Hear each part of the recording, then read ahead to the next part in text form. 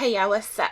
It's me again, and Mari came back to see me. Now these are the braids that I did on his last video, and it's been only about 2.5 weeks, so this is about average wear on braids. So you see his scalp is still caked over, and I know what I put on his scalp last time, so now I'm really perplexed, like what's really going on, because I'm not usually behind his styling, so I'm not in control of what goes on his scalp, but this time I was. So now I'm like, yo, something is up. But halfway through the service, he told me that he was still putting the wild growth oil on his hair and still putting some coconut oil on his hair, and y'all know I don't care for either one of those, so I can't really take credit. But this time around, I did tell him, yo, don't use either of those. So you see me taking his hair down. This is going to be a really quick video. Of course, no shampoo, but you do see a complete style at the end. I did braid him up this time also.